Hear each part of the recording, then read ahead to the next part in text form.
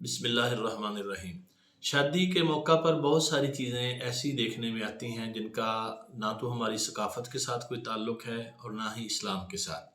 یہ بات ذہن میں رہنی چاہیے، اسلام ہر اس رسم کی حوصلہ افزائی کرتا ہے جو شریعت کے مخالف نہ ہو، جو اللہ اور اس کے رسول کی ناراضگی کا باعث نہ بنے۔ محض رسموں کی مخالفت نہیں کی جاتی، ہاں وہ رسمیں جو شریعت کے خلاف ہیں، جو اسلامی کلچر کے خلاف ہیں، جو اسلامی احکامات کے خلاف ہیں، ان سے منع کیا جاتا ہے۔ مثال کے طور پر ہمارے ہاں شادیوں میں مہندی کا فنکشن کیا جاتا ہے، اور اس فنکشن میں کیا ہوتا ہے، نوجوان لڑکیاں، خواتین جو اچھی خاصی پردہ دار فیملیز سے تعلق رکھنے والی ہیں، عام حالات میں وہ پردہ کرتی ہیں، گاؤن پہنتی ہیں، اپنے چہرے کا، اپنے بدن کا پردہ کرتی ہیں، لیکن ایسے موقعوں پر ننگے سر ننگے منہ گلیوں چوکوں میں ڈانس کر رہی ہیں، ڈھول بجائے جا رہے ہیں، آتش بازی کی جا رہی ہے، جس کے دنیاوی نقصانات تو ہیں ہی، اخروی نقصان یہ ہے کہ یہ لہو و لعب اللہ تبارک و تعالیٰ کو سخت ناپسند ہے۔ اور جس شادی جس بیاہ کی بنیاد ہی ہم اس طرح کی خرافات پہ رکھیں گے، اس سے ہم کیا اچھا نتیجہ حاصل کرنے کی توقع کر سکتے ہیں۔ اور دوسرا موقع، شادی کے موقع پر پھر جو چیزیں دیکھنے میں آتی ہیں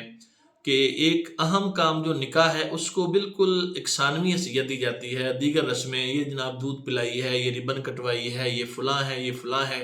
نوجوان لڑکیاں لڑکوں کے اندر آ کر، بارات میں آ کر گھس جاتی ہیں، اور طرح طرح کے مذاق کیے جاتے ہیں،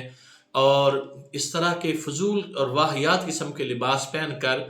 خود نمائی کی جاتی ہے۔ تو اسلام نے عورت کو ایک عزت کا مقام دیا ہے، عورت بذات خود پردے کی چیز ہے، تو جب عورتیں خود اپنا پردہ، اپنا وقار گنوا دے گی تو پھر وہ کسی اور سے عزت کی توقع کیسے رکھ سکتی ہیں۔ اچھے خاصے گھرانے جو بڑے معزز اور شرفا گھرانے ہیں، وہاں بھی اس بات کا لحاظ نہیں رکھا جاتا، اور لوگ بڑے آرام سے کہہ دیتے ہیں کوئی بات نہیں، شادی بیاہ کا موقع ہے، ایسے موقعوں پر تو ایسا ہوتا ہی ہے۔ یاد رکھیے، موقع کوئی بھی ہو، شریعت مطہرہ کے قوانین نہیں بدلتے، شریعت مطہرہ کے جو اصول ہیں وہ سب کے لیے ایک جیسے رہتے ہیں۔ تو جس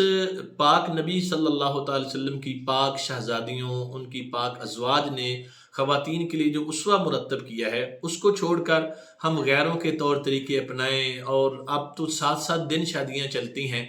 تو ان میں اس طرح کے جناب کام کیے جاتے ہیں جو بہت ہی عجیب و غریب ہیں، جو ہمارے اسلام اور ہمارے کلچر کے سخت خلاف ہیں۔ اسلام میں 2 ہی چیزیں ہیں، ایک نکاح ہے اور دوسرا ولیمہ۔ ان کو ہم نے ثانوی حیثیت دے دی، اور دیگر جو فضولیات تھیں ان کو آگے لے آئے۔ اللہ تعالیٰ نے جو اپنے حبیب کریم صلی اللہ تعالی وسلم کو شریعت مطہرہ کے اصول اور قوانین اور سبق دیے، ہمیں لازم ہے کہ ہم ان پر چلیں اور اپنی دنیا اور آخرت کو بہتر کریں۔